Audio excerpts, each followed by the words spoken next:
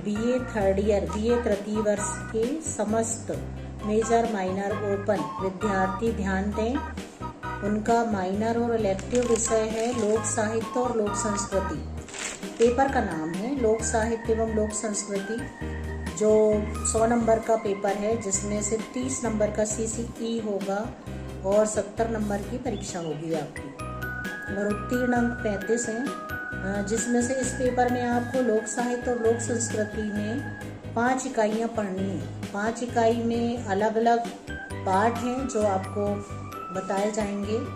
पहली इकाई है लोक साहित्य एवं लोक संस्कृति की अवधारणा। लोक साहित्य और लोक संस्कृति की अवधारणा से तात्पर्य है कि उसका आशय क्या है, लोक साहित्य क्या है, लोक क्या है। जैसा कि अभी आपको मैंने बताया कि माइनर और ओपन वालों के पेपर का नाम है लोक साहित्य लोक संस्कृति। मैंने पहली इकाई आपको बताई। अब दूसरी इकाई का नाम है लोक साहित्य के प्रमुख रूप एवं संकलन। लोक साहित्य के प्रमुख रूप एवं संकलन के अंतर्गत आएगा लोक साहित्य के प्रमुख रूपों का वर्गीकरण के अंतर्गत। तो हम इकाई 2 में 2 अध्याय पढ़ेंगे। 2 अध्याय है इकाई 2 के। पहला अध्याय है लोक साहित्य के प्रमुख रूप का वर्गीकरण। अब जब हम लोक साहित्य पढ़ रहे हैं तो उसके कितने रूप हैं? लोक साहित्य के रूप है लोकगीत है, लोक नाट्य है, लोक कथा है और लोक गाथा है। लोकगीत जो हम पर्व त्योहार में गाते हैं, है ना, संस्कार के गीत, व्रत के गीत, पर्व के गीत, श्रम के गीत, ऋतु के गीत, जितनी 6 ऋतुएं हैं उस ऋतुओं में ग्रामीण गाँव वाले कौन से गाने गाते हैं। तो इसमें लोक साहित्य के प्रमुख रूप तो हमको 4 ही पढ़ने, लोकगीत पढ़ना, लोक नाट्य पढ़ना है, लोक कथा पढ़ना। कथा मीन्स कहानी और गाथा यानी कहानी को गाकर बताना। फिर दूसरा अध्याय इकाई 2 का दूसरा अध्याय है लोक साहित्य की अध्ययन प्रक्रिया एवं संकलन की समस्याएं। लोक साहित्य की अध्ययन प्रक्रिया यानी हम अध्ययन कैसे करेंगे, लोक साहित्य का अध्ययन कैसे करेंगे एवं संकलन की समस्याएं। उसमें क्या क्या समस्याएं आएंगी जब हम लोक साहित्य के अंतर्गत लोकगीत, लोकनाट्य, लोक कथा, लोक गाथा पढ़ेंगे और हम लोकगीतों का संकलन करेंगे, उसमें कौन कौन सी समस्याएं आएंगी। तो इस तरह से इकाई 2 में 2 अध्याय हैं। पहला लोक साहित्य के प्रमुख रूप हैं और दूसरा लोक साहित्य की अध्ययन की जो प्रक्रिया है उसमें संकलन की कौन कौन सी समस्या है। तो इस तरह से ये इस पेपर की दूसरी इकाई समाप्त हुई। तीसरी इकाई आप देख रहे हैं, स्क्रीन पर दिख रही है। अभी हमने इकाई 1 और इकाई 2 पढ़ी। अब हम इकाई 3 की ओर रुख करते हैं। तो इकाई 3 का नाम है लोकगीत एवं लोक नाट्य का स्वरूप। लोकगीत कौन कौन से हैं? जो हम विवाह में गाते हैं, संस्कार में गाते हैं, जो हमारे हिंदू धर्म के रीति रिवाज हैं, 16 संस्कार हैं, उसमें लोकगीत किस प्रकार के गाए जाते, लोक नाट्य कौन कौन से हैं, उसका स्वरूप क्या है, कितने प्रकार के होते हैं, कौन कौन सी विशेषताएं हैं, तो ये हम इकाई 3 में पढ़ेंगे। इकाई 3 के भी 2 अध्याय हैं। इकाई 3 के भी 2 अध्याय हैं, जिसमें पहला अध्याय तो लोकगीत ही होगा। तो हमको लोकगीत के अर्थ, परिभाषा एवं प्रकार पढ़ने हैं, जिसके अंतर्गत है संस्कार के गीत, व्रत के गीत, पर्व के गीत, श्रम के गीत और ऋतु गीत। संस्कार जो हमारे हिंदू धर्म के 16 संस्कार हैं। व्रत साल भर में कौन कौन से व्रत हिंदू धर्म में मनाए जाते हैं, हिंदू संस्कार में मनाए जाते हैं, कौन कौन से व्रत महिलाएं व्रत रखती हैं, वो उपवास करती हैं, फिर जब पूजन करती हैं तो कौन से गीत गाती हैं, पर्व कौन कौन से मनाए जाते हैं, कौन कौन से त्योहार मनाए जाते हैं, उसके गीत, श्रम के गीत, जब मजदूर लोग या किसान लोग खेतों में श्रम करते हैं, मेहनत करते हैं, तब वो गाना गाते तो कौन से गीत है, एवं ऋतुओं के गीत। तो जो 6 प्रकार की ऋतुएं हैं उनके गीत इस अध्याय 3 के इकाई 3 के अध्याय 1 में आएगा। और अध्याय 2 है लोकनाट्य। लोकनाट्य मीन्स नाटक, जिसकी हमको पढ़नी है अवधारणा एवं प्रकार। तो लोकनाट्य की अवधारणा क्या है, उसके प्रकार क्या हैं, ये हम इकाई 3 के अध्याय 2 में पढ़ेंगे, जिसमें है लोकनाट्य कौन कौन से हैं। रामलीला है, रास लीला है, कीर्तनिया है, स्वांग है, यक्ष गान है, भवाई है, नौटंकी है, माच है, तमाशा है, विदेशिया है, जात्रा है आदि का थोड़ा थोड़ा पढ़ेंगे, संक्षिप्त परिचय पढ़ेंगे उसका। तो इस तरह से इकाई 3 में हम 2 अध्याय पढ़ेंगे। पहला अध्याय लोकगीत का है और दूसरा लोकनाट्य का। तो लोकगीत का पूरा विवरण पढ़ेंगे और लोकनाट्य का पूरा विवरण। इस तरह से ये हुआ इकाई 3। अब अगली स्क्रीन पर आप देखिए इकाई 4 का पाठ्यक्रम दिख रहा होगा आपको। हमने देखा जो हमारा माइनर और ओपन इलेक्टिव का पेपर है लोक साहित्य लोक संस्कृति, तो हम इकाई 1, इकाई 2, इकाई 3 के बारे में हमने पूरी जानकारी देखी।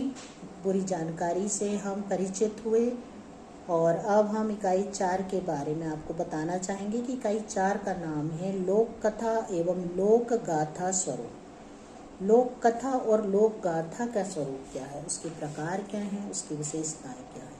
तो हमको इकाई 4 में लोक कथा और लोक गाथा पढ़नी है। लोक कथा मीन्स कहानी, गाथा यानी कहानी को गाकर बताना, वो है गाथा। तो लोक कथा के अंतर्गत पढ़ेंगे हम उसका अर्थ, परिभाषा, स्वरूप, प्रकार, व्रत की कथा, परिकथा, नाक कथा, बोध कथा। इसके पहले हमने इकाई 3 में क्या पढ़े थे, गीत, लोकगीत। अब हम कथा पढ़ रहे हैं, लोक कथा। कथा यानी कहानी, कौन कौन सी कहानी, पर उसका अर्थ क्या है, परिभाषा क्या है, स्वरूप क्या है, प्रकार क्या है, व्रत की कथा क्या है, परिकथा कौन सी है, नाक कथा, बोध। बोध कथा मीन्स ज्ञान से संबंधित, जो भी हमको ज्ञान देती, बोध कथा आती। फिर इसके अंतर्गत हम पढ़ेंगे कथानक, रूढ़ियाँ, अभिप्राय। कौन कौन सी कथानक हैं जो प्रचलित समय में लोग विश्वास चले आ रहे, तो उसमें कौन कौन सी रूढ़ियाँ हैं, क्या अभिप्राय है, ये पढ़ेंगे। इसके बाद एक और इकाई 4 का तो पहला अध्याय हमने लोक कथा पढ़ा, दूसरा कथानक है, तीसरा लोक कथा है, लोक गाथा है। लोक गाथा में है गोपी चंद की गाथा, भरथरी की गाथा, नल दमयंती की गाथा। लोक कथाओं एवं गाथाओं का सामाजिक जीवन पर क्या प्रभाव है, यानी जो हम गाथा बोलते हैं, पढ़ते हैं, गोपी चंद की, भरथरी की, नल दमयंती की लोक कथाएं पढ़ते हैं, लोक गाथाएं पढ़ते हैं, उसका सामाजिक जीवन पे क्या प्रभाव पड़ेगा। इस तरह से इकाई 4 हुई आपकी। इस तरह से आपने इकाई 1, इकाई 2, इकाई 3, इकाई 4 के बारे में संपूर्ण जानकारी प्राप्त की। अब हम देखिए इकाई 5 आपकी स्क्रीन पर दिख रही होगी। ऐसे ये है इकाई 5, आखिरी इकाई, लोक साहित्य और लोक संस्कृति की आखिरी इकाई है, जिसका नाम है लोक संगीत, लोक नृत्य और अन्य विधान। भाई कोई भी चीज़ संगीत और नृत्य के बिना तो पूरी हो ही नहीं सकती है, संगीत तो होना जरूरी है, नहीं तो कोई भी चीज़ बोरिंग हो जाती है। यानी जब भी हम पढ़ाई करें तो वो मनोरंजक तरीके से, और उसमें संगीत और नृत्य ना होते तो हो ही नहीं सकता। इकाई 5 का नाम है लोक संगीत, लोक नृत्य और अन्य गद्य विधान। तो अन्य गद्य विधाओं में तो मेले और हाट संबंधी आएंगी सभी। जैसे इकाई 5 का पहला अध्याय है लोक संगीत, लोक वाद्य एवं विशिष्ट लोक ध्वनि से आशय और उसका स्वरूप। दूसरा अध्याय है लोक नृत्य के विविध रूप। तीसरा अध्याय है मुहावरे, कहावतें, पहेलियाँ। फिर इसके बाद में तीसरा अध्याय है मुहावरे, कहावतें, पहेलियाँ। फिर चौथा अध्याय है संबंधित क्षेत्र के, जैसे आप जहाँ भी रहते हैं तो उस संबंधित क्षेत्र के लोक साहित्य एवं संस्कृति का अध्ययन। आपकी साहित्य क्या है, आपके क्षेत्र का, संस्कृति क्या है, उसका अध्ययन करना है। फिर है एक तो ये हो गया संगीत, दूसरा लोक नृत्य, तीसरा मुहावरे, चौथा मेले एवं हाट। आपके क्षेत्र के अंतर्गत कौन कौन से मेले लगते हैं, कौन सा हाट बाजार भरता है आपके यहाँ, उसका संपूर्ण विवरण। फिर संबंधित क्षेत्र जहाँ आप रहते हैं वहाँ का लोक साहित्य और लोक संस्कृति का अध्ययन करना है। उसके बाद आखिरी अध्याय संबंधित क्षेत्र की लोक कलाओं, लोक चित्र और लोक शिल्प का अध्ययन। कौन कौन सी कलाएं हैं, लोक चित्र हैं और लोक शिल्प का अध्ययन। फिर जब हम इतना पढ़ रहे हैं, सैद्धांतिक ज्ञान पढ़ रहे हैं, तो व्यवहारिक ज्ञान होना भी जरूरी। व्यवहारिक ज्ञान के अंतर्गत हम पढ़ेंगे स्थानीय क्षेत्र के लोकगीत, लोक साहित्य, लोक कलाएं का संकलन, अनुवाद, प्रस्तुतिकरण। और हमने सीसी में एक सीसी में दिया भी है बच्चों को लोक कलाकारों से भेंट वार्ता प्रस्तुति। बच्चों ने वीडियो भी बनाए और हम अपने क्षेत्र के लोक कलाकारों से अपने बात भी की है।